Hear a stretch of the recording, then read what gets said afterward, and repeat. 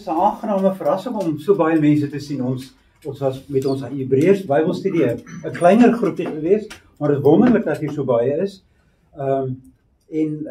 Ja, welkom aan elkeen van u. Ek gaan nie nou soos in die verlede kans gee dat elkeen homself eers voorstel nie. Dan gaan ons nie tyd hê om Bybelstudie te doen nie. Julle moet maar so onderling julleself voorstel aan mekaar. Ek dink die meeste het dit al gedoen. Ek hoop almal voel baie tuis en welkom. Net ook vir alle duidelikheid, ek sien party mense praat van die lesings wat ek gaan gee. Hulle wil graag die lesings bywoon.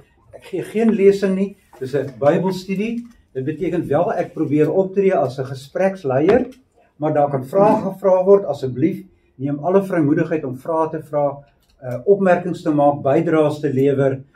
Ons is ook hier om saam van mekaar te leer. So asseblief, die bedoeling is glad nie dat ek hier so sit met al die kennis nie.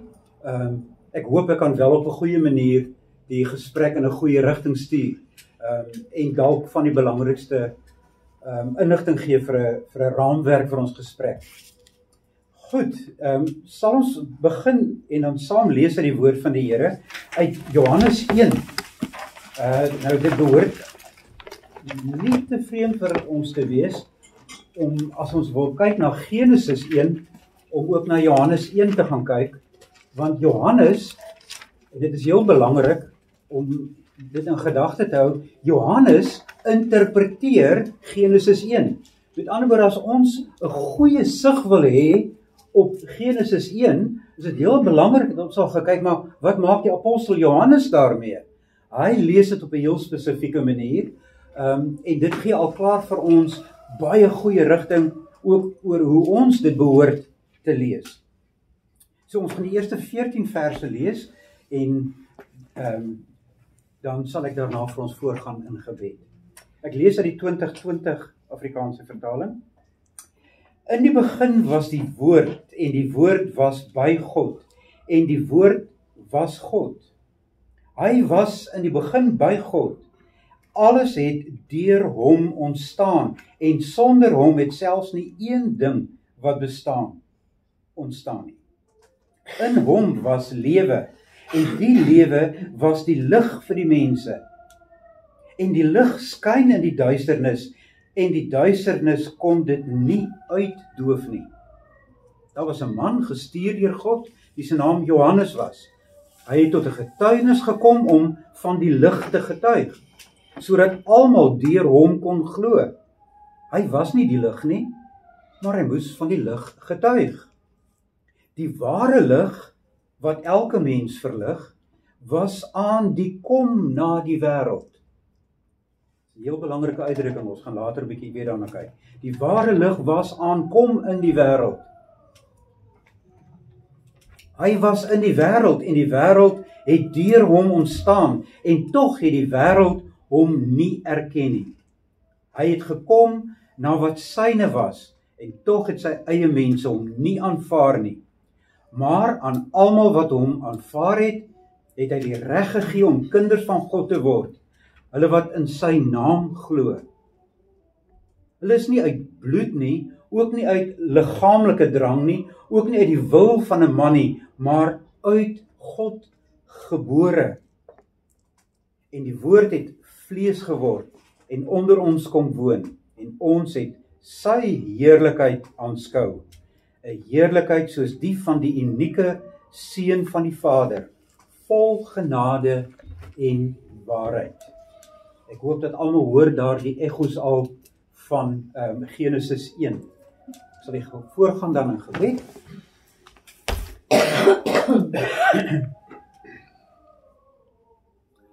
Ons almagtige Skepper God en Vader van ons Here Jesus Christus, deur wie ons ook U mag aanroep as ons Vader.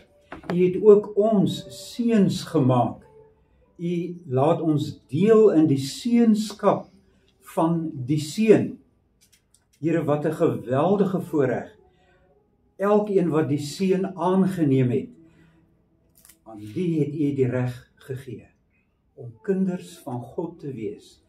Ons dank U, Here, dat ons dit deur Jesus mag wees. En Here, ons wil U smeek, ons wil van U vra, dat U in ons besprekings van die boek Genesis, die eerste 11 hoofstukke, dat ons verder gehelp kan word in ons verstaan van die evangelie. Dat ons verstaan, wat is die wêreld waarin ons woon, en wat dit beteken dat U hier vir ons 'n plek gegee het, en dat U hier by ons is. Lei ons harte en ons gedagtes, neem ons gedagtes gevange, ter wille van Christus alleen. In sy naam bid ons ook tot U.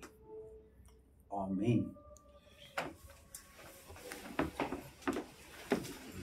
Goed, mense, ek wil vanaand nie dat ons nou al in die teks van Genesis 1 gaan induik nie, anders as net eintlik die eerste 2 verse, maar dat ek van daaruit 'n raamwerk probeer gee van hoe ons na Genesis 1 in elk geval spesifiek moet kyk, maar uiteindelik ook na die hele Genesis en uiteindelik na die hele Bybel. Ek dink dit is belangrik om altyd weer daaraan herinner te word, dat wat is die Bybel? Ons glo dat die Bybel, en ons bely dit, en watter artikel nou weer van ons geloofsbelijdenis, bely ons wat ons glo oor die Bybel? Vanaf artikel 2 tot en met 7, dit alles handel oor wat glo ons oor die woord van die Here, oor die skrif.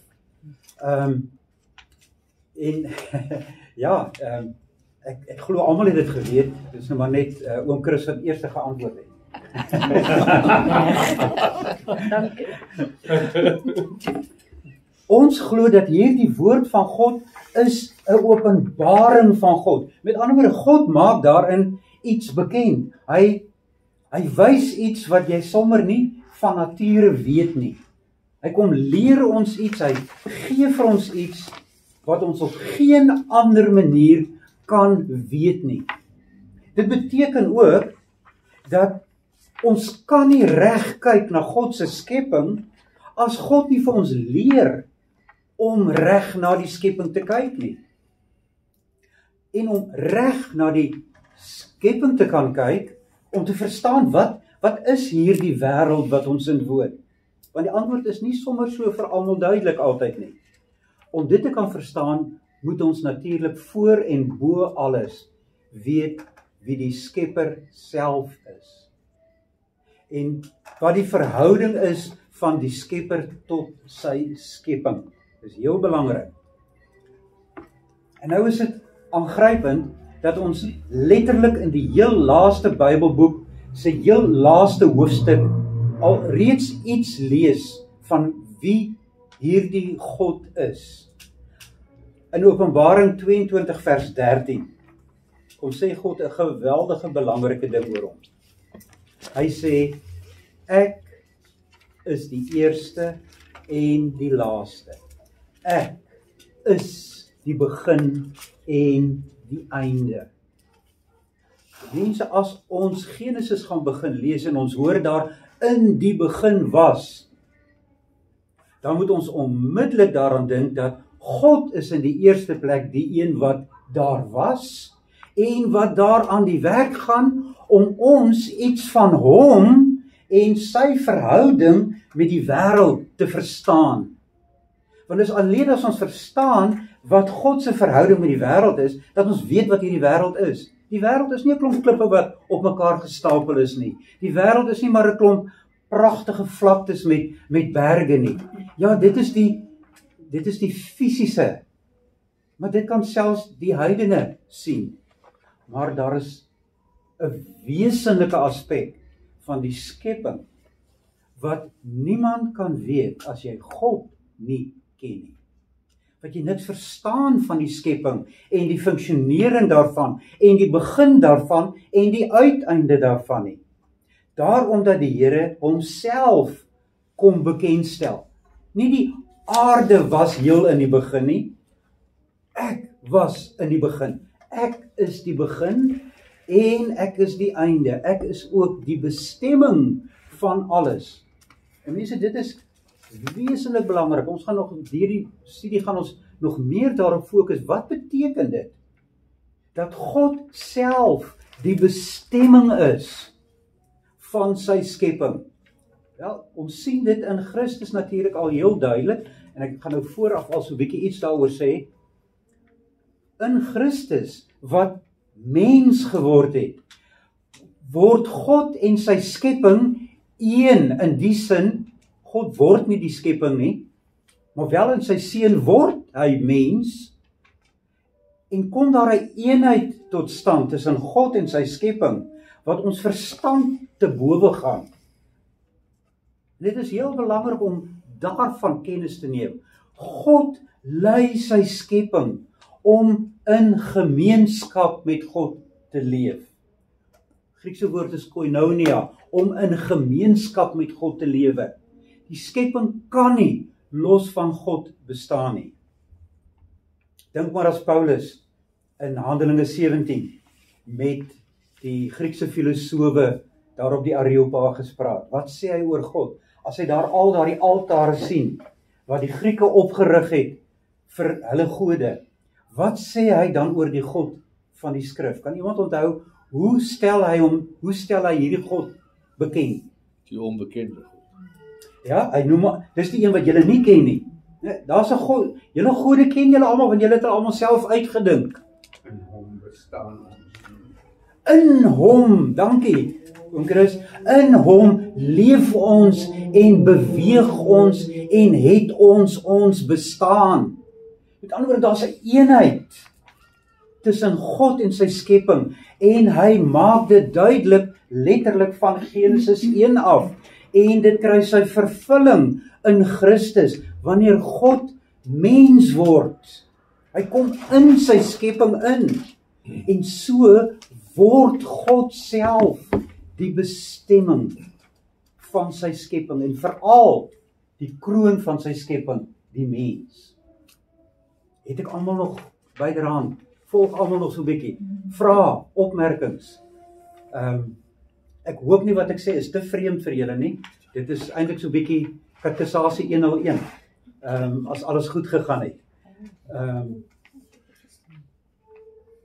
As mense dit vergeet, dan gebeur wat Paulus skryf van Romeine 1 vers 18 af. Ja, dan vereer hulle die skepsel in plaas van die Skepper, wat geëer en geprys en aanbid moet word.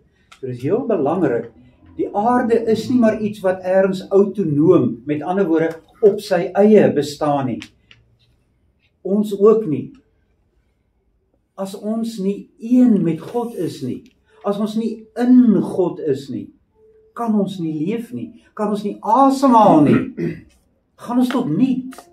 Ons kan nie bestaan sonder dat ons nie 'n band het met God nie.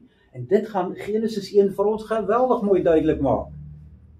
Hoe dat die skepping, soos wat ons dit behoort te verstaan, niks anders is nie as 'n plek waar God by die mens kom woon. Letterlik van die begin af. En daarom is die aarde nie maar, soos ek net nou probeer sê, is dit nie maar soms net berge en dale en vlaktes. Die aarde, en ons gaan dit later nog heel duidelik sien in Genesis 1, die aarde word in die skrif voorgestel as 'n tempel. Dit is heel belangrik. Ons gaan in Genesis 1 dit baie duidelik sien. Wat daar gebeur is nie maar sommer 'n vertelling oor hoe klippe en rotse en riviere ontstaan het nie. Daar word vertel hoe God 'n plek geheilig het op aarde, sodat hy by mense kan woon. Dis waaroor Genesis gaan. Maar goed, dit is so 'n bietjie vooruit. As ons Genesis dus goed wil verstaan, dink ek dat die apostel Paulus help ons om dit reg te verstaan. Want hy leer ons sekere begrippe wat ons help om te verstaan, wat is die skepping? Ons het byvoorbeeld oortuigings oor wat is die skepping, ons het oortuigings oor wat is die dood, ons het oortuigings oor wat is die opstanding. En dit is verrassend hoe onbybels ons daaroor dink. Laat ek van my eie kant af bieg. dat vir jare lank, selfs nadat ek my aanvanklike teologiese studies voltooi het, ek altyd gedink dat Jesus se opstanding uit die graf uit beteken dat hy 'n opgewarmde lijk geword het. Ek hoop julle verstaan wat ek daarmee bedoel. Met ander woorde, dat hy 'n liggaam was wat net weer gerevive is. Nee, hy was soos die Engelse sal sê, 'n stif. Hy was 'n John Doe gewees en toe daar net weer lewe in hom ingekom en toe het hy net verder gegaan. Dis natuurlik nie wat gebeur het nie.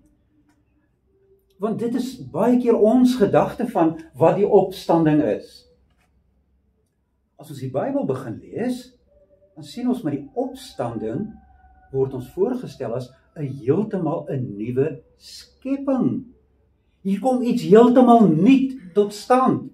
Daarom Christus, wanneer hy opstaan, met watse liggaam, Krieke, staan hy op?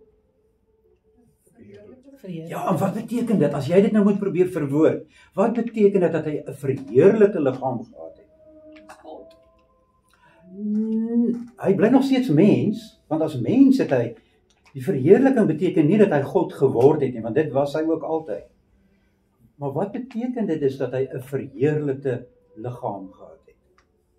Nuwe. Ja, dit is inderdaad nuut. Dit is 'n hemelse. Ja, dis 'n liggaam wat deel is van 'n nuwe werklikheid, 'n nuwe skepping. Wat uiteindelik die vervulling is wat die profete beloof het. Dink maar aan Jesaja wat gesê het alreeds, kyk, ek bring iets nuut tot stand.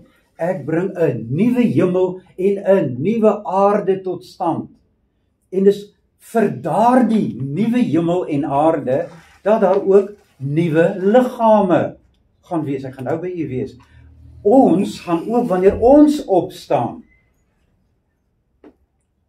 gaan ons met hierdie selfde liggame verder leef. Nee, dank God nie.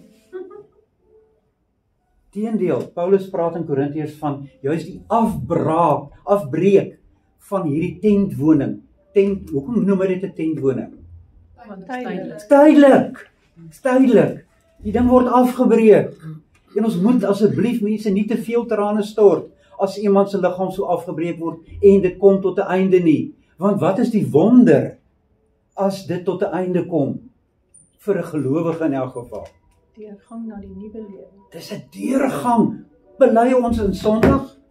Nou weet ek nie dadelik nie. Sondag 19? Is dit Sondag 19?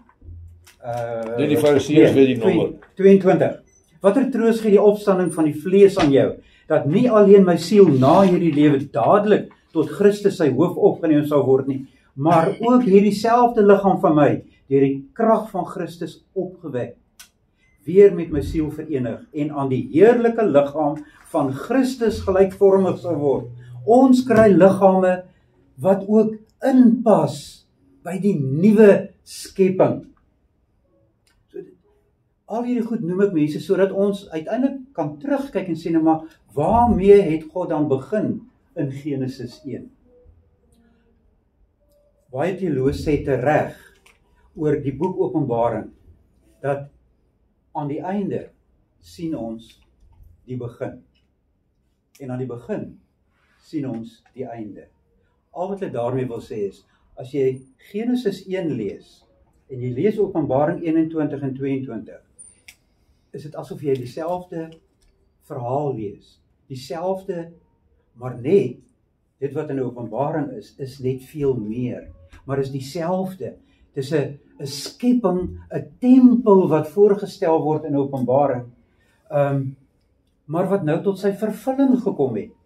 So jy kan alreeds iets van die einde sien aan die begin. Maar aan die einde kan jy ook verstaan, wat is dit wat God mee in begin het? En ons gaan net 'n bietjie kyk na Openbaring 21 weer. Hoe begin die skepping van God? Dit is ontsettend belangrik. Genesis 1 vers 2 sê, God het gesê, laat daar lig wees. Nou waaraan dink ons mense as ons daar lees die lig? Laat daar lig wees. Een ding weet ons, en dit sê die teks self vir ons, dit is nie die son nie, dit is ook nie die maan nie. Hoe weet ons dit? Dit word nog geskep. Die maan word op dag 4 gemaak. Ja, son en maan word op dag 4 gemaak. Dit is die, kom ons sê maar die aardse ligbronne. Hier word van 'n lig gepraat, wat in die skepping inkom, wat iets anders is. En Johannes help ons om dit heel goed te verstaan. Ekskuus, iemand net 'n vraag. Jammer, ek het net 'n gedagte gekry langs die pad met die dood en die opstanding. Die drie-eenheid. Ek het nou begin wonder, is die opgestane Christus meer deel van die drie-eenheid as die liggaamlike Jesus in sy lewe? Ek gaan dit so probeer antwoord.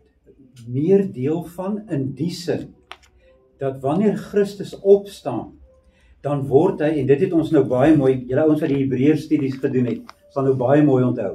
Wat gebeur met Christus, met sy hemelvaart, met sy opstanding en hemelvaart? Wat se plek en posisie kry hy? Leneke, kan jy vir ons... Die ereplek aan die regterhand. As hy opstaan, dan sê die Vader vir die Seun, kom sit op my troon. So, die mens, Jesus, kom nader aan God as wat hy nog ooit voorheen was. Want hy kry 'n plek op God se troon. Maar hy was daar. En toe gaan hy aarde toe. Nee, hy was daar as God. Maar nou kom hy daar ook as mens. En dit was, as ek u reg verstaan het, die vraag. Is hy as mens nader as toe hy op aarde was? Ja, in daardie sin. Dat God het, omdat hy hom gehoorsaam was, het hy hom nader getrek. Het hy hom 'n ereplek gegee, wat hy nooit voorheen gehad het nie. Ja, wat die mens moes gehad het. Hoe weet ons dat die mens bestem is vir die troon van God? Waar in Genesis 1 lees ons dit? Dat die mens was van die begin af bestem vir die troon van God.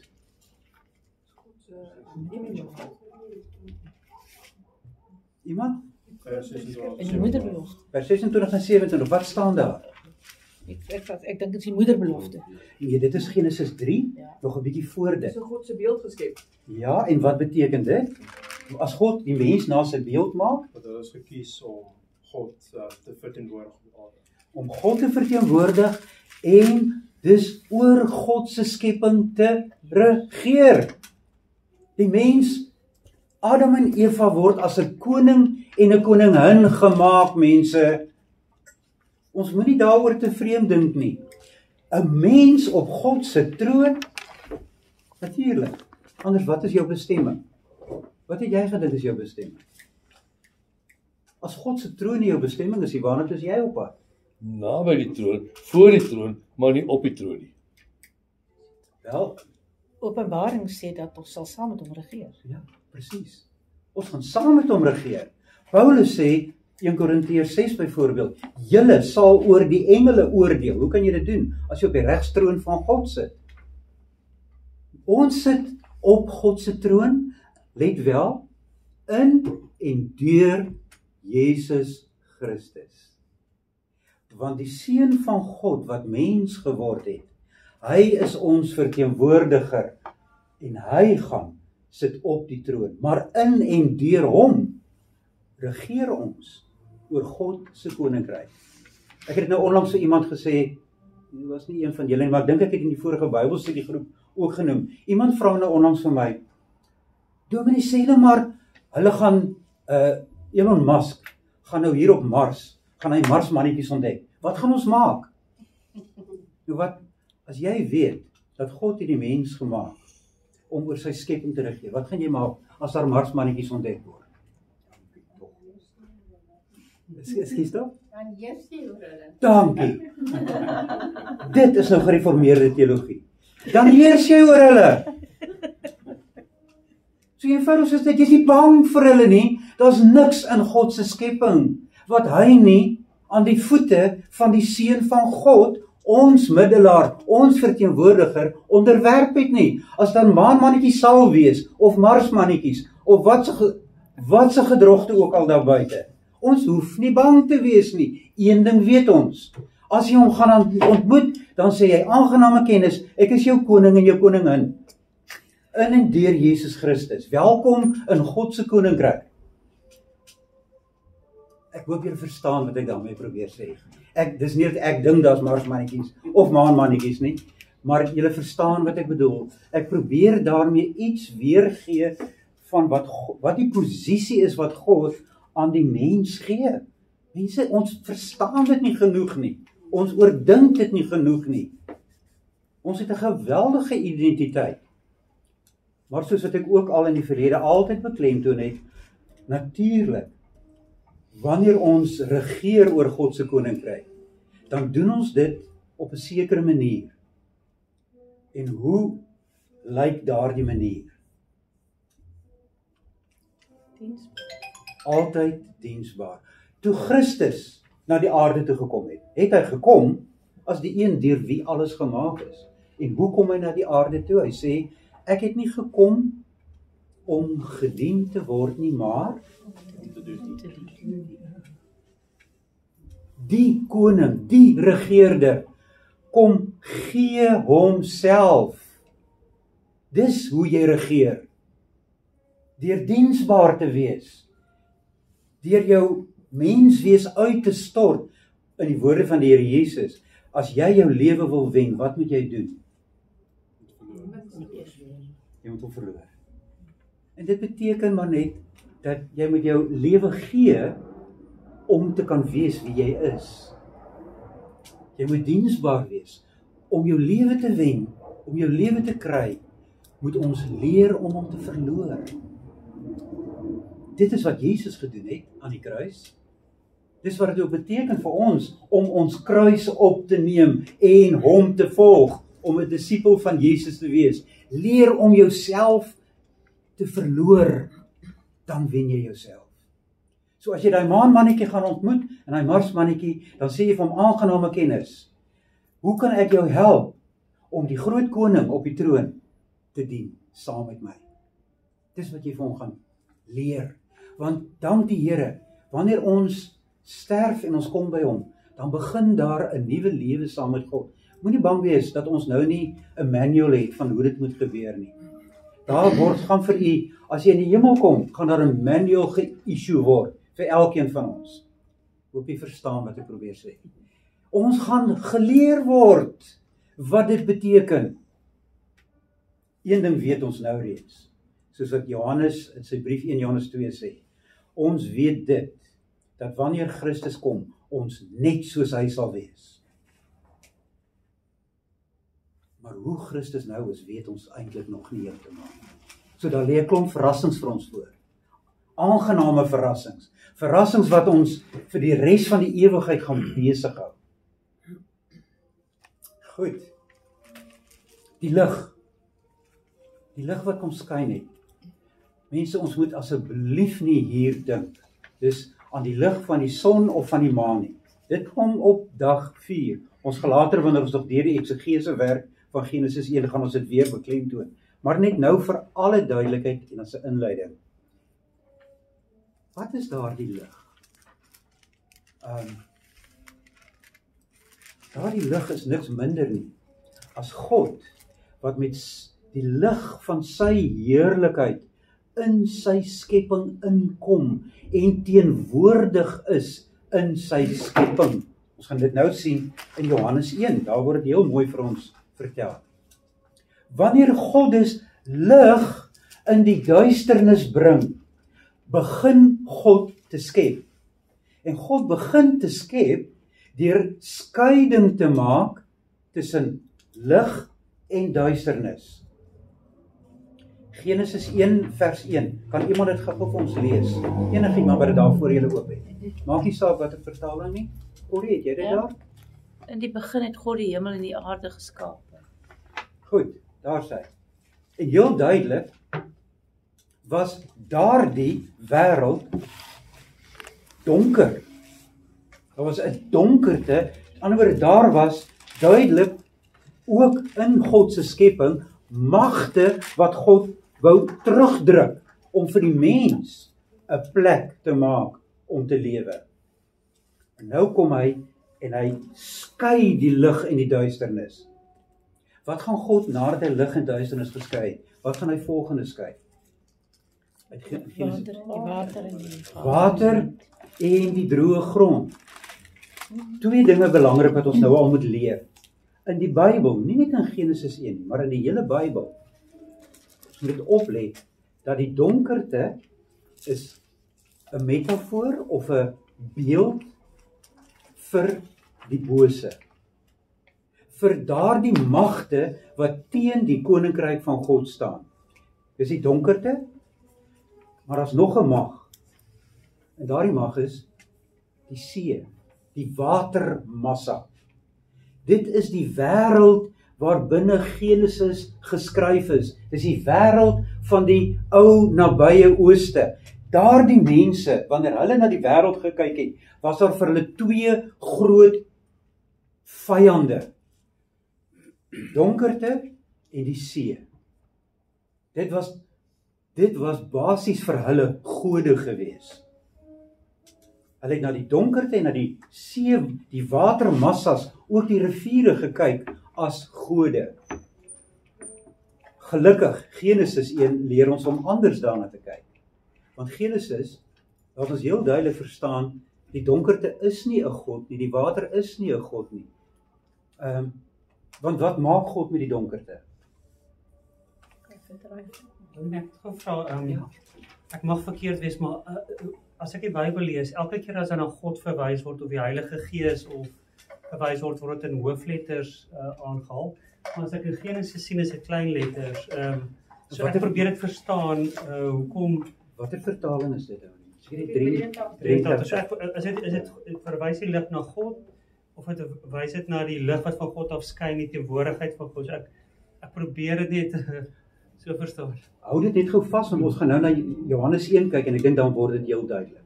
Ek hoop, as dit na dit nog nie duidelik is nie, dan kom ons terug na jou vraag.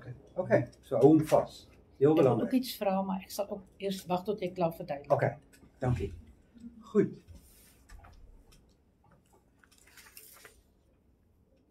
Kom ons luister net hoe praat die apostel Paulus oor wanneer ons nuwe mense word wat aan God behoort. Kan iemand vir ons 2 Korintiërs 4 vers 6 lees?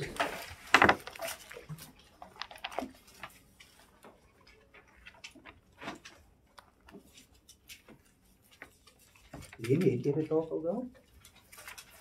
Ek is nie te vinnig nie. Nee, Ek kan lees. Het jy dit asseblief? 2 Korintiërs 4 vers 6. God wat gesê het, laat daar lig skyn uit die duisternis, het ook in ons harte 'n lig laat skyn om ons te verlig met die kennis van die heerlikheid van God, wat van Jesus Christus uitstraal. Ek hoop dit beantwoord al so ietsie van wat daar die lig is, en of die lig self God is, en of dit net God se teenwoordigheid is. Ek dink daar's so 'n noue band tussen die twee, dat ons hulle eintlik nie van mekaar kan losmaak nie.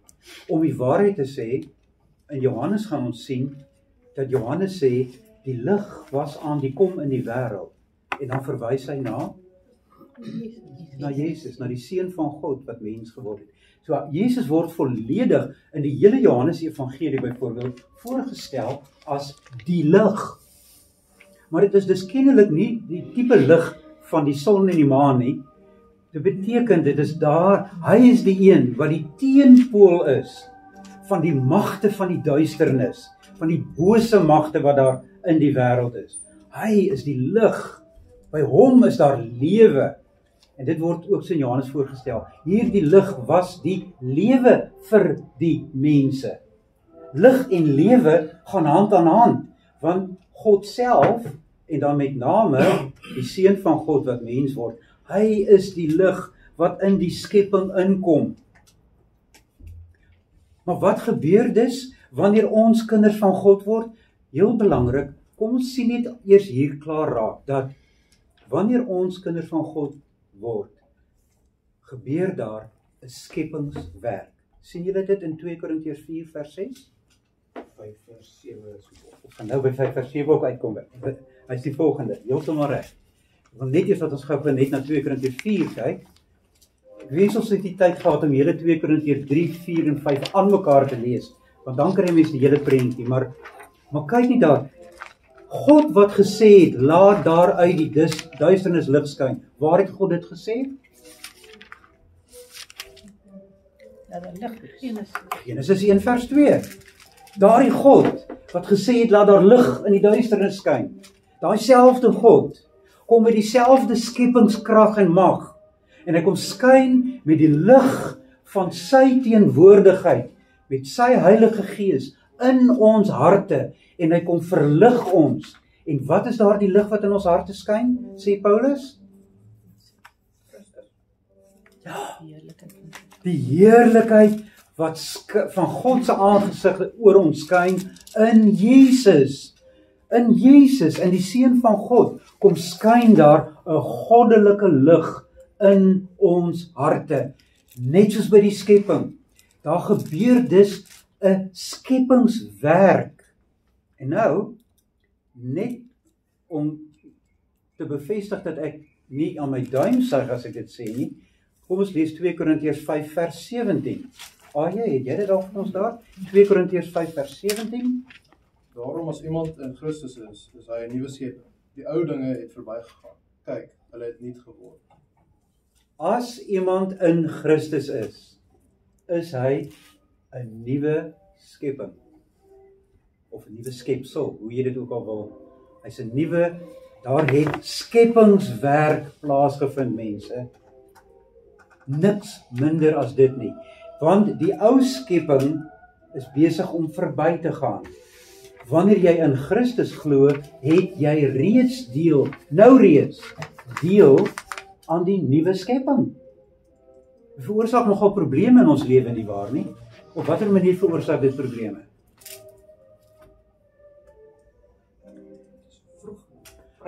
Ja, sy sê, wat bedoel jy by daai wrywing? Jy's reg. Want jy het dit nou in jou, ons lewe in 'n sondige wêreld en jy het nog Ou sonde in mense, jou. ou mense, die nuwe mens. Daar presies, daar's 'n ou en 'n nuwe mens wat nog hier binne in ons worstel. So ons het reeds deel aan die nuwe skepping en tog het ons nog nie volledig deel daaraan nie. Dit is ons erfdeel, dit is ons erfenis. Ons in 'n sekere sin, soos wat Paulus in Kolossense sê, is ons lewe in die hemel in Christus in God verborge, en tog staan ons hier op aarde en word ons liggame afgebreek en gaan ons dood en sondig ons nog. So dit is 'n spanning. Ek hou daarvan jy sê dis wrywing. Ek hoop julle ervaar dit so ook as wrywing. Want as jy 'n nuwe mens is, gaan jy nie heeltemal tuis voel in jou lyf nie. Beteken nie dat ons liggame is sondig nie, per se nie, maar vanweë die sonde in die skepping kom daar 'n spanning tot stand. Mag ek nou my vraag vra? Asseblief. Ek wil 'n opmerking maak. Ek het 'n ander Bybelstudie gelees en waarin gesê word dat dit was nie noodwendig God se heerlikheid toe God die lig en die duisternis geskei het. Was dit, miskien moet ek vir jou vra dan, was dit noodwendig God se heerlikheid wat daar geskyn het? Want in 1 Timoteus 6 lees ons wat alleen onsterflikheid besit en dit uitpraat dan van God en 'n ontoeganklike lig bewoon. Ander God se heerlikheid is as ek dink aan die dag toe Moses op die berg was ook, waar hy God in sy heerlikheid gesien het en dan sy gesig so geskyn het, dat die mense kan eintlik nie God se heerlikheid aanskou nie. Of was dit net God wat lig en duisternis gemaak het? Hy kan dit doen, want hy kan alles doen, hy kan alles skep, en die lig en die duisternis geskei, met ook wel die konnotasie daaraan dat die, soos wat sy gesê, die wrywing tussen lig en duisternis, of was dit God se heerlikheid, soos wat jy gesê het? Ek dink dit is niks minder as God se heerlikheid nie, maar net soos met Moses, hy gesien God se aangesig, wel eers staan daar, hy kon nie God se aangesig sien nie, dan later staan daar, hy het God se aangesig gesien, maar nog steeds, as jy weer Exodus gaan lees, sal jy sien, dit bly indirek, dis nooit 'n direkte as ware God in die aangesig kyk, om dit nou maar so te stel. So wanneer God, ek glo, en ons gaan dit ook nou in Johannes 1 sien, dat dit is God se heerlikheid wat skyn, maar soos in alles wanneer God omgang het met ons, Calvin sê dit eintlik so mooi, God praat met ons babietjie taal, kindertaal. Hy openbaar ook sy lig aan ons op 'n beperkte manier. So sy heerlikheid skyn, maar tog op 'n beskermde manier. Met ander woorde, ons is nie in God se heerlikheid, in sy volle heerlikheid, soos wat hy in sy hemelse heerlikheid is nie. Dit is sy heerlikheid wat skyn, maar is beperk. Dink byvoorbeeld, wanneer Israel uit Egipte uittrek, is God se heerlikheid by hulle? Ja, Ja, in die wolk, in die tempel. dis heel beperk, Ja. né? Dis heel beperk. Dis in 'n wolk of in 'n vuurkolom. Dis weer eens die lig, né? Hy laat hulle sien, hy lei hulle deur sy lig. Hy lei hulle deur die wolkkolom wat duidelik 'n teken van lig ook was, maar dit is werklik sy heerlikheid. Daardie wolk van heerlikheid, die Hebreëse woord, en ek probeer nou nie slim klink nie, maar sommer net toevallig, dit is die woord kabod, en kabod beteken God se heerlikheid. Dis daardie selfde heerlikheid wat kom woon in die tempel. Wanneer Salomo in konings die tempel inwy, net soos by die inwyding van die tabernakel, dan kom daardie wolk en hy neem sy intrek in die allerheiligste. Die Hebreëse woord daar is die kabod, die heerlikheid van God. Dit skyn so, ons lees dit trouens in Konings, lees ons dat wanneer God met sy heerlikheid in die tempel intrek, wat gebeur met die priesters? Kan iemand dit dalk onthou? Hulle val op, hulle kon nie opstaan nie, dink ek so. Hulle kon nie in die tempel ingaan nie. Ingaan. Hulle kon nie die diens gaan verrig nie. So geweldig was die teenwoordigheid van die heerlikheid van God. En tog, wanneer Salomo bid by die inwyding van die tempel, dan sê hy, U is die God van die hemel. En wat sê hy dan oor die verhouding tussen God en die tempel? Dan maak hy daar 'n voorwaarde. Hy sê, U wat in die hemel woon, kan nie vasgevang word in die tempel nie. Hy is daar, en sy heerlikheid is daar, en tog is dit op 'n heel menslike manier nog. Dit is nog op 'n heel beperkte manier. So ons moenie dit afwater en sê dit is nie God se heerlikheid nie, maar dit is nog nie sy heerlikheid soos wat hy in daai ontoeganklike lig is nie. Want inderdaad, ons kan nie op die oomblik God sien nie. En tog is daar die belofte in Matteus 5, onder andere, dat ons God sal sien. Wie is dit wat God sal sien, sê Matteus 5? Salig is die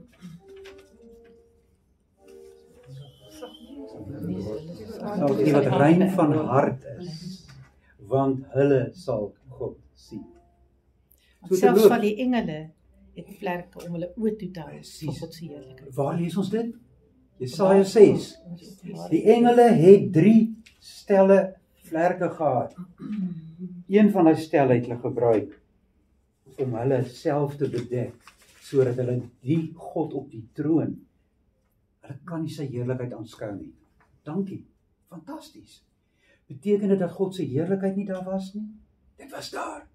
Maar op so 'n manier dat ons dit nog nie met die oog nou kan aanskou nie. En is daardie heerlikheid wat kom skyn in die skepping. Dis met sy goddelike teenwoordigheid wat hy in sy skepping inkom. Want mense, dit is die belangrikste ding wat ons van die skepping moet weet. Ons kan almal wetenskap gaan bestudeer. Ek hoop hier's 'n klomp mense, veral julle jong manne, wat goeie Christen wetenskaplikers word. Regtig, ek hoop so. Maar wat jou proefbuis en jou laboratorium nooit vir jou gaan vertel nie. Wat geen bioloog in die laboratorium kan ontdek nie, is dat God in sy skepping teenwoordig is en dat hy daaroor regeer. O ja, jy sien baie van sy heerlikheid in die skepping. Romeine 1 sê vir ons kan baie van God se heerlikheid in sy skepping sien. Maar wie kan dit daar sien?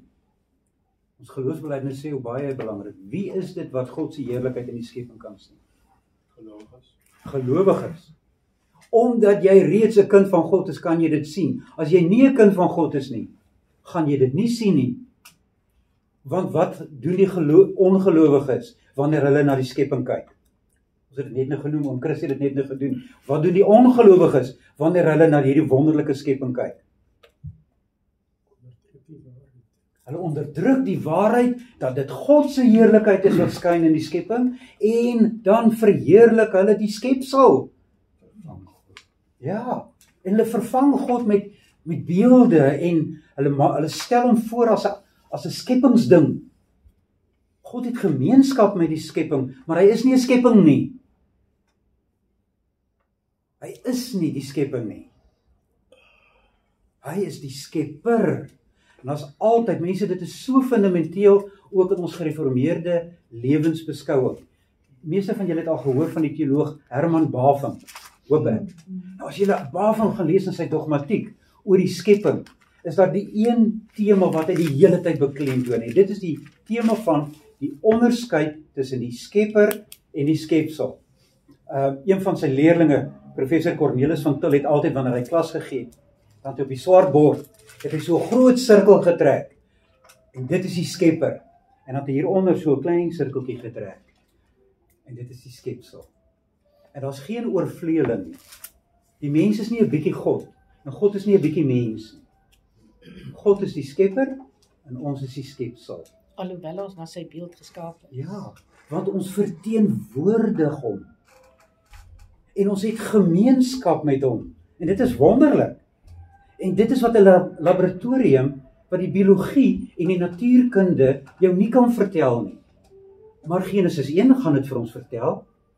Die hele woord vertel dit vir ons, dat God is 'n God wat die Immanuel God is. Wat beteken Immanuel nou weer? God met ons. Dis die God wat ons aanbid. Die Immanuel God. God wat by ons, wat in sy skepping teenwoordig wil wees. Ja, daar is magte daarteen. Ons gaan dit nou lees nog uit Johannes 1. Mense, is dit okay as ons so 10 minute oor ons tyd gaan vanaand? Ek is jammer, ek dink ons gaan daar. Kom ons lees gou-gou. Johannes, ons het net nog gekyk al. Ons het Johannes 1 vers 1 tot 14 gelees, né? Dan sien ons hoe daar wanneer Christus kom, 'n totale herskepping plaasvind.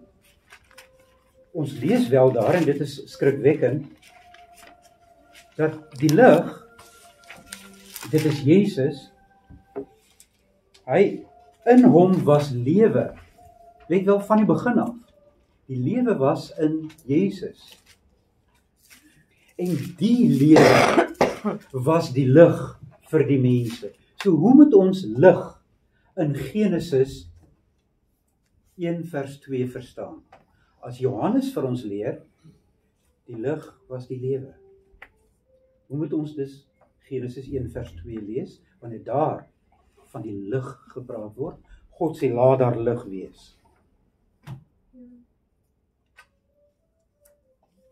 Hy sê basies laat daar lewe wees. Presies. God gee die lewe.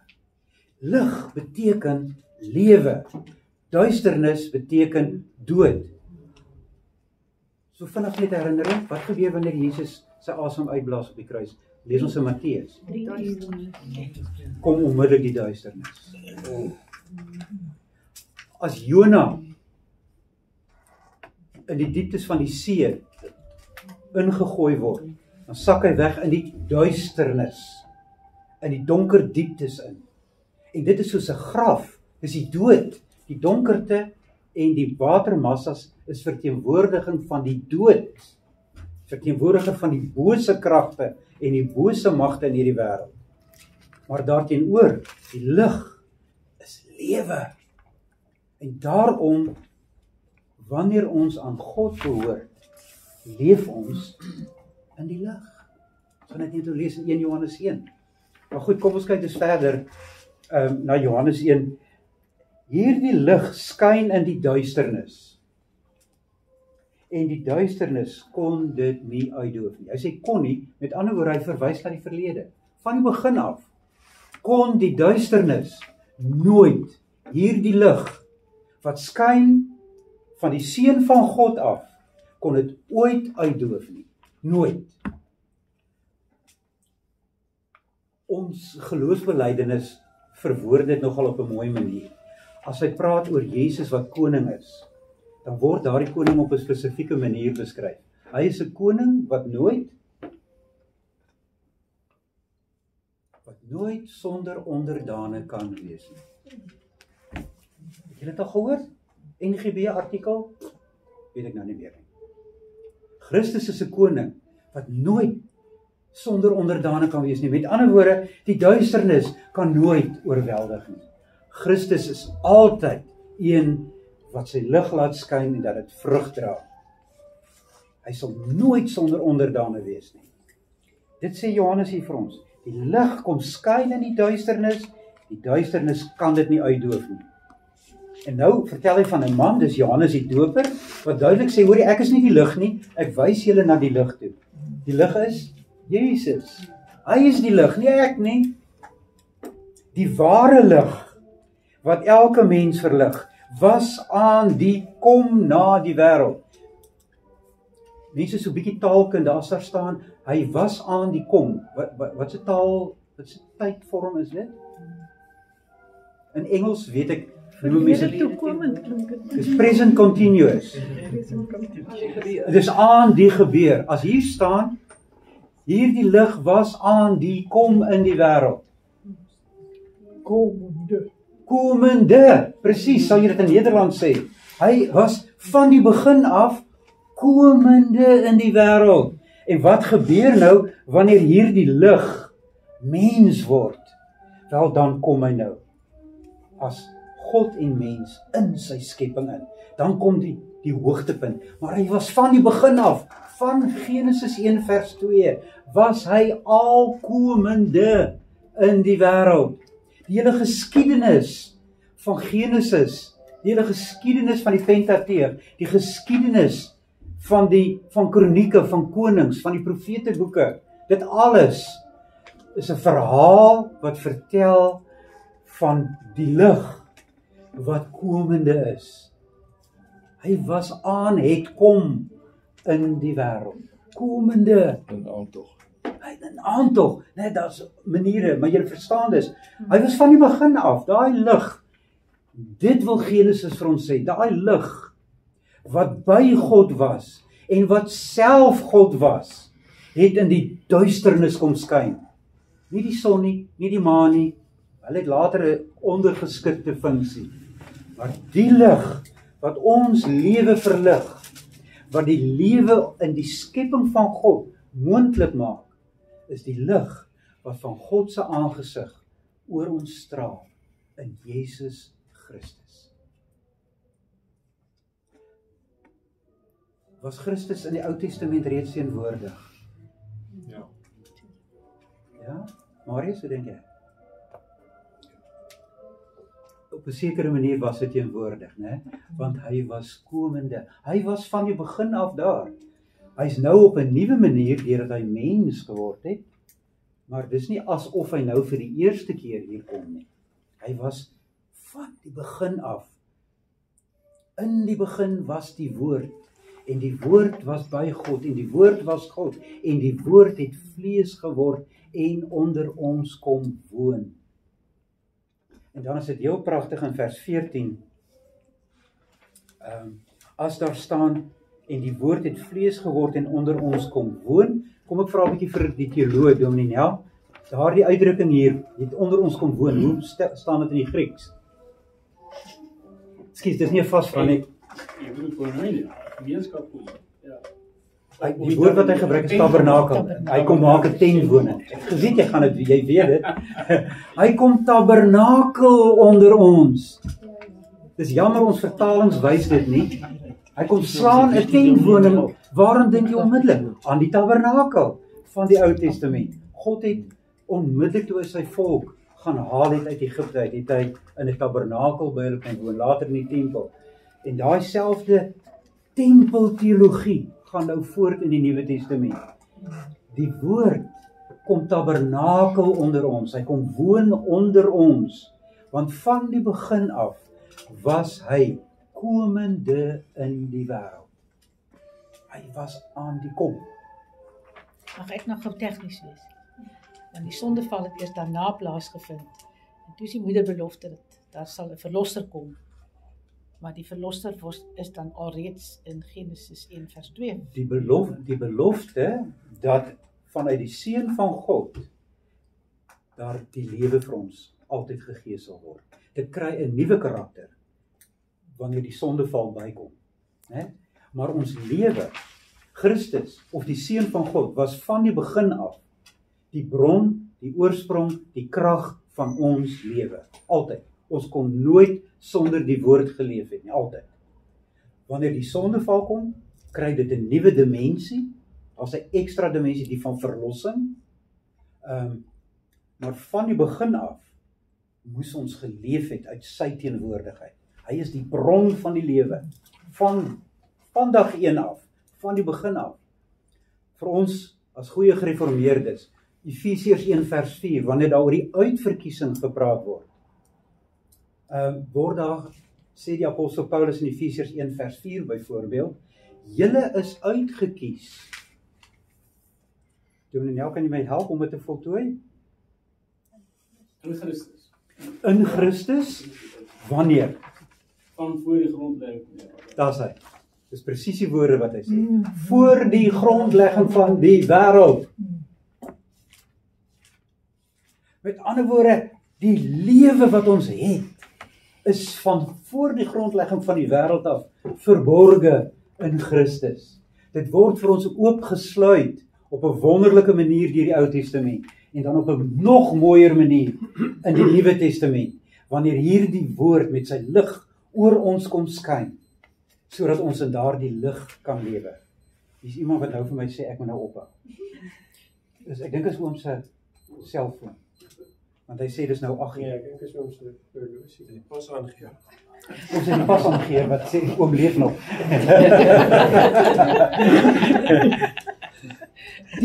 Die verskriklike was. En dit sê Johannes al reeds in hoofstuk 1 van sy evangelie. Hierdie lig het na sy eie mense toe gekom. En wat het as die gevolg? Wat het gebeur? Wat het hom verwerp? Sy eie mense. Israel, die Jode, het hom nie aanvaar nie. Kom ons sien net as illustrasie, hoe gebeur dit in Johannes 3? Julle weet waaroor gaan Johannes 3. Daar's 'n spesifieke man wat na Jesus toe kom. Nikodemus. Heel opvallend as jy Johannes 3 lees. Wanneer kom Nikodemus? Nie nou. Die nag. Oeps, sê dit iets? Hy kom. Hy's nee, dit. Die duisternis. Dis 'n simbool van die duisternis. Hy kom hom in die nag, hy kom in terwyl dit donker is. Ook natuurlik omdat hy vrees en dit is al deel van die duisternis. Want jy moes die lig aanvaar het, Nikodemus. Hy het dit nie gedoen nie. Daarom is hy in die duisternis. Hy kom in die nag. Maar hy daarom kom soek. Ekskuus tog. Maar hy daarom kom soek. Dank die Here daar was vir Nikodemus. Hy het verder gekom. Maar voordat hy daar gekom het, moes Christus 'n pad met hom stap. En nou is dit heel belangrik. Nikodemus verstaan nie presies wie hierdie Christus is en wat dit is nie.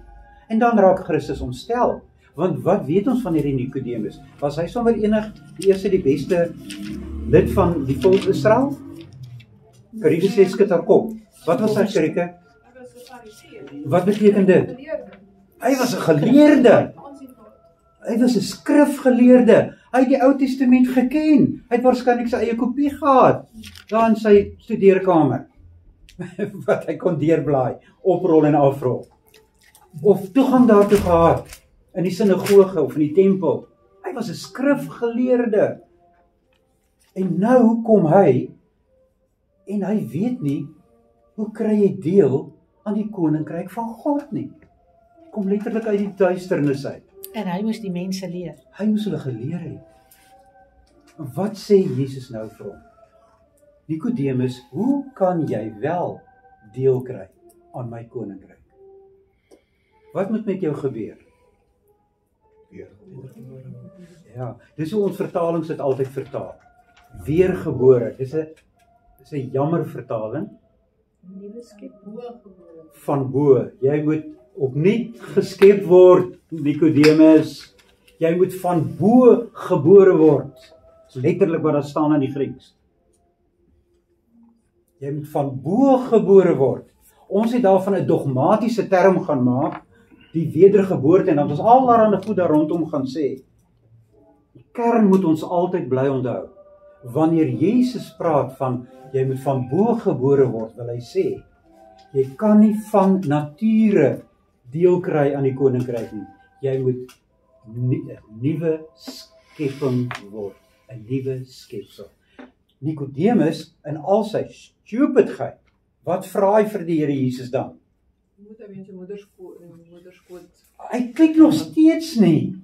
Hy vang dit nog steeds nie. Moet ek dan teruggaan in my moeder se skoot in?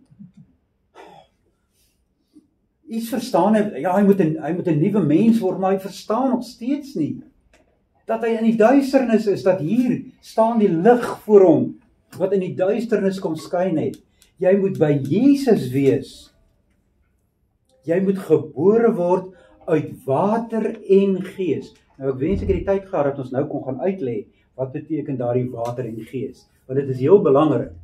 Maar dit is weer eens simbolies vir 'n nuwe skepping. Soos wat die eerste skepping ook uit water tot stand gekom het. Deur die skeiding tussen die water van die see en die droë grond. Net soos wat Israel later gered word uit Egipte land, deur die skeiding tussen water en droë grond. Julle onthou nog waar dit gebeur het? Ja? By die Rooi See? En daarna, hoe kom hulle in die beloofde land in? Dan word hulle weer deur water gered. Ja, dan maak die Jordaan weer oop. Dan word hulle weer eens daardeur gered. Ons gaan later nog verstaan waarom dit is, dat wanneer Johannes die doper begin doop, waar doop die mense? Hoekom het hy hulle nie in Jerusalem gedoop nie? Daar was toch werklik, ons lees toch, daar was die Kedronspruit, was in Jerusalem, was hy nie? Was daar nie genoeg water vir Johannes die doper nie? Hoekom het hulle nie in Jerusalem gedoop nie? Leni? Ek sien jy lag so lekker. Dit is simbolies. Ja. Dis absoluut simbolies. As jy wil deel hê aan God se koninkryk, moet jy nuut gemaak word. Jy moet weer uit water gebore word. En dan moet hulle terug na die Jordaan toe. Met ander woorde, jou Joodsheid red jou nie. Jy kan nou 20 keer uitroep verbond, verbond, verbond. Gaan jou nie red nie. As jy die verbond wil ernstig opneem, kom klim in die water. En hulle moes letterlik onder die water gaan. Hoekom moes hulle onder die water gaan? Waarvan was dit 'n teken? Skoonmaak. Dis nie in die eerste plek skoonmaak nie. Ek dink ook Christus is heeltemal reg. Dis 'n teken van doodgaan. Dis 'n watergraf. Dan moet met jou gebeur wat met die Egiptenaars gebeur het. Wat het met die Egiptenaars in die Rooi See gebeur? Ja, julle sê dit so mooi. Hulle het versuim. Hulle het versuim. En daarom moet ook Nikodemus weet, jy moet ook uit die water gebore word. Jy moes geluister het na Johannes die Doper, wat sê hy is nie die lig nie, maar kom na hom toe en laat jou doop deur Johannes. Gaan onder die water in die Jordaan. Besef, jy moet weer gebore word, maar Nikodemus snap daar geen bal van nie, so die Hollanders sê. Nee, hy snap dat, is reg so om nou te? Ja, dis ja. Ek hoop nie dis 'n lelike uitdrukking nie, maar dit sou ek hoor dit by gemeentelede gehoor. So as dit lelik is dit julle skuld. Die Afrikaanse Ja. Nou ja. Gelukkig kan julle daai video edit. Ja, ons gaan edit. Was dit 'n Bybelstudie? Goed mense, julle sien dis wat gebeur. Die lig was aan die kom en die lig het kom skyn.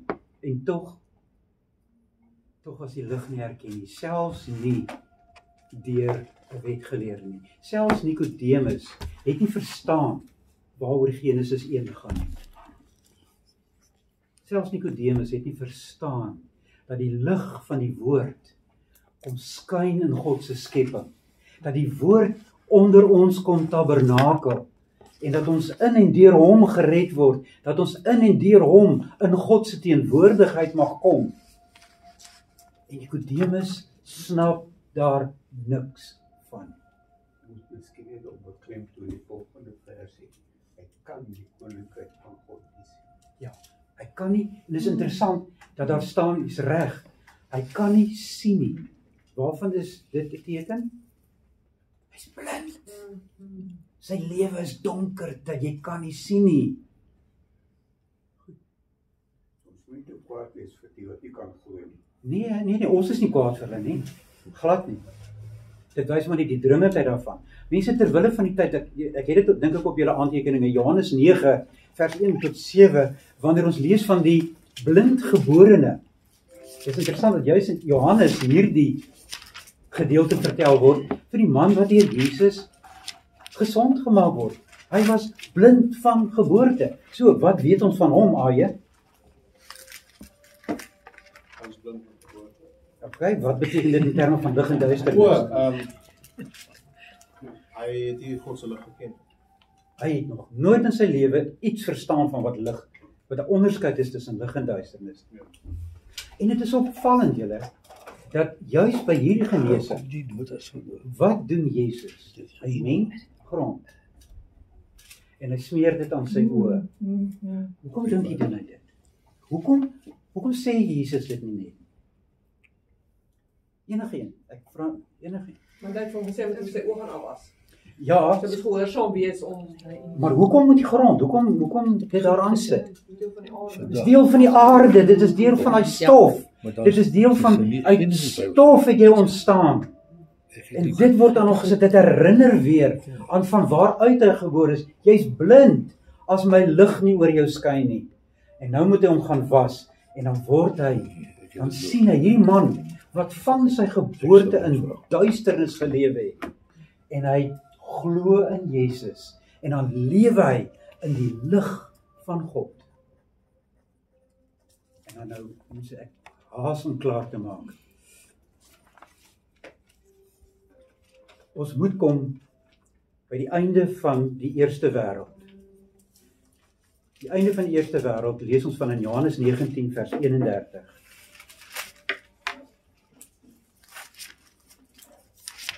Julle onthou nog wat was die laaste dag gewees van die skepping? Wat word die laaste dag van die skepping genoem? Sabbat, né? Die 7de dag. 7de dag en weet dat baie mense wat sê daar's net 6 skepings daar, dis nie waar nie, daar's 7. 7de dag het God nie opgehou met werk nie. Ons het daaroor baie mooi gesels. So, maar die 7de skepingsdag is dus die Sabbat. Wat lees ons nou wanneer Jesus gekruisig word? Ek lees maar vanaf vers 28. Hierna het Jesus, omdat hy geweet het dat alles reeds volbring is, en sodat die skrif vervul sou word, gesê, ek is dors. Daar het 'n kruik vol suurwyn gestaan, hulle sit toe 'n spons vol suurwyn op 'n marjolyntak en bring dit na sy mond. Toe Jesus die suurwyn geneem het, sê hy, dit is volbring. Hy het sy kop vooroor gebuig en het gesterf. Wat kom daar tot 'n einde? As Jesus sê, dit is volbring. Ja, dis aan die een kant mission accomplished. En waarin is die mission accomplished? Daar is volkome versoening, maar daardeur kom in Christus die ou wêreld ook tot 'n einde. Soos wat net hier voor staan, sodat die hele skrif vervul sou word en dat alles is volbring. Nou kom die eerste skepping tot 'n einde. Heel belangrik, hoe weet ons dat dit dus ook die 7de dag was? Nee, die volgende vers sê dit vir ons. Aangesien dit die voorbereidingsdag was, sodat die liggame nie aan die kruis sou bly op die Sabbatdag nie, want daardie Sabbat was 'n belangrike dag. Dis 'n bietjie 'n lastige vertaling. Daar staan nie in Grieks dit was 'n belangrike dag nie. Dit staan dit was 'n belangrike Sabbatdag. So hier's 'n unieke Sabbatdag. In die ou vertaling van die dag van daardie Sabbat was groot. Daar sê, dit was groot, dit was besonder. Hoekom is hierdie Sabbatdag so besonder? Toe Jesus sterf. Ja? Daardeur kom die hele eerste, nee, dis nou al die tweede skepping, want wanneer begin die tweede skepping? Of laat ek so vra, wanneer hou die eerste skepping op? Christus se koms. By Noag. Wanneer die aarde vergaan, dis die eerste wêreld, dan kom maar 'n tweede wêreld, en daai tweede wêreld kom tot 'n einde, want die Christus sê, dit is volbring, en daar's 'n Sabbatdag. 'n besondere Sabbatdag. Dis nie sommer enige Sabbatdag nie. Dis die dag waarin Christus sterf. Sy hele verlossing en tot vervulling bring van die tweede skepping kom tot vervulling. En nou, wanneer begin die nuwe skepping? Openbaring 20. Johannes 20, vers 1. En vroegoggend, op die eerste dag van die week, wat se dag was dit dan nou weer? Sondagoggend. Terwyl dit nog donker was, is dit opvallend? Terwyl dit nog donker was, kom Maria Magdalena tot by die graf, en sy sien dat die klip van die graf verwyder is. So wat gebeur? Hier is die nuwe skepping. Begin deur, wat is die begin van die nuwe skepping? Die opstanding van Christus. Die eerste dag van die week, hulle kom daar as dit nog donker is, soos wat dit was in Genesis 1 vers 2, maar dan kom daar skeiding tussen die donkerte. Want sy ontmoet daarna iemand, daarna by die graf. Die Engele, maar dan ontmoet sy nog iemand, en sy dink hy is tuinier. Jesus self. Dis die tuinier, ja. Hoekom dink sy dis 'n tuinier? Waaraan herinner dit? Ja, sy het hom nie verwag nie, maar waaraan herinner die tuinierskap? Die tuin van Eden. Tuin van Eden. Ons is terug in die tuin. Is jy die tuinier? Sy het nie sommer gedink dit is een of ander. Sy het besef hier is iemand besonder, want eers herken sy nie vir Jesus nie. En dan moet daar 'n openbaring vir haar plaasvind, sodat sy hom kan herken. En ewe skielik staan daar, het sy hom toe herken. Met ander woorde, Jesus het nou 'n verheerlikte liggaam. Jy herken hom nie sommer nie. Hy maak homself kenbaar. Dink maar aan die twee Emmausgangers. Hulle stap saam met Jesus op die pad na Emmaus. Het hom herken? Kan jy dit onthou? Interessant, daar staan hy het in 'n ander gedaante aan hulle verskyn. Presies. Hulle herken hom nie. Wanneer herken hulle hom? Wanneer hy die brood breek, dan openbaar, dan maak hy hulle oë oop. So hierdie verheerlikte Jesus word nie sommer deur almal herken nie. Maria dink dis die tuinier. En dan begin die lig te skyn. Nee, maar dis Jesus. En dan verdwyn die donkerte van daai Sondagoggend. Net soos die eerste skepingsdag. Jesus het opgestaan. Mense, verstaan julle hoekom die vroeë kerk so ontsettend baie gemaak het van Jesus se opstanding? Hoekom op Sondagoggende daar eredienste gehou word?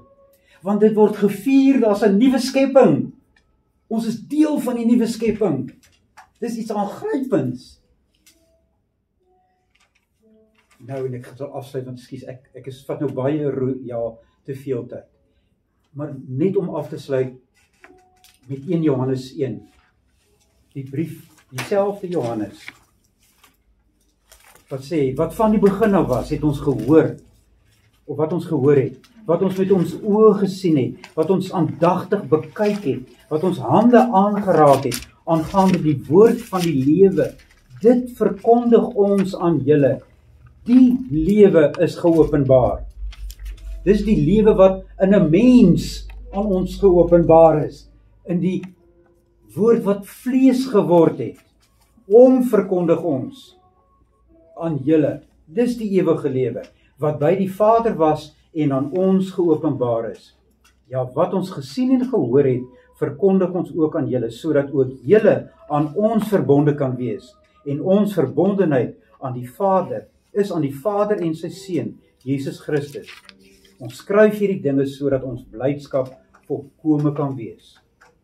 Dit is die boodskap wat ons van hom gehoor het en wat ons aan julle bekend maak. God is lig en daar is geen duisternis in hom nie.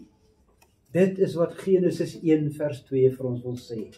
God is lig en hy het in sy skepping van die begin af met sy heerlikheid kom skyn om die lewe vir ons moontlik te maak op planeet aarde mense. En nou in Christus het hy dit alles nuut kom maak nadat ons as mense dit beduiwel het, dit as amper tot nuut gemaak het God dit kom nuut maak. En dit is die woord wat nou aan ons verkondig word. En nou kan ons gaan lewe as mense wat deel het aan 'n nuwe skepping. Ja, onder spanning, want die ou skepping trek ook nog, is nog nie finaal tot niet gemaak nie. Ons gaan nog sterf, maar die dood is nie meer vir ons, het nie meer 'n angel nie. Ons is nie bang vir die dood nie. Ons rou nie soos die ongelowiges nie. Want ons weet dat as ons sterf, is ons by ons Here. Dis sy groot belofte. Hy by ons en ons by hom. Die belofte van die nagmaal, né? Dis die gebed aan die einde van die nagmaal. Dan bid ons en ons sê, Here gee dat die vrug van hierdie nagmaal sal wees, dat U in ons en ons in U sal lewe op 'n nuwe manier. Klink dit bekend uit die formulier uit? Ja? Heel bekend. Hy in ons en ons in hom. Dis die nuwe skepping mense. En daarom kan ons nou leef. In Christus. In Christus. Hy wat in Christus is 'n nuwe skepsel. As jy hier sit en jy glo in Christus, mense, hou op om te sê, ag, ek is 'n arme sondaar. Want as jy 'n arme sondaar is, dan is jy nog nie verbind aan Christus nie. En dan is dit tyd dat dit moet gebeur. Maar as jy in Christus verbind is, sê dan en besef wat jy is. Die skrif leer ons, jy is 'n nuwe skepsel. En leer om so oor jouself te dink en so oor jouself te praat. En gaan leef daarom ook 'n nuwe lewe. Want sê Paulus, hy wat saam met Christus in die doop gesterf het, hoe kan hy langer in die sonde lewe? Hy gaan 'n nuwe lewe lewe. Jy kan nie as jy in die doopwater verdrink het. Julle is almal gedooptes. Jy kan nie as jy in die doopfont versuip het, waar jou as 'n teken dat jou sondes deel van die verlede is, kan jy nie meer in daai sonde lewe nie, want jy het opgestaan saam met Christus uit daardie graf, uit daai watergraf uit. En jy lewe 'n nuwe lewe. Dis wat die doop vir jou wil sê. Gaan lewe 'n nuwe lewe, nuwe skepsel, nuwe skepping. Mense, dis maar net my inleiding. Genesis 1 vers 2. God het gesê, laat daar lig wees. Met daai selfde lig wat in Genesis 1 vers 2 geskyn het, kom skyn hy in ons harte. En daar lewe ons nuwe lewens. Maak dit 'n klein bietjie sin? Ek hoop so, ek hoop regtig dit maak sin. Enige iemand wat vir ons wil eindig met gebed?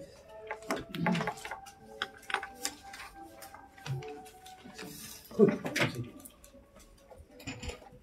ons sluit die oë. Onse grote God en Hemelse Vader, ons loof en prys U almagtige naam. Dankie vir hierdie aand.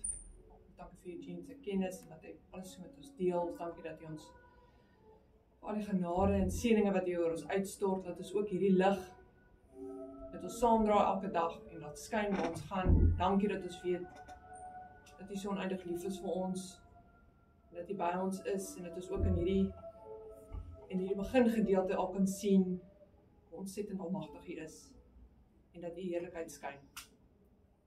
Wees met ons waar ons gaan, die res van die week, beskerm ons, lei ons, gee ons wysheid en insig.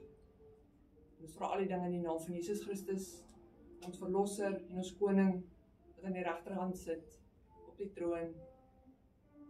Amen.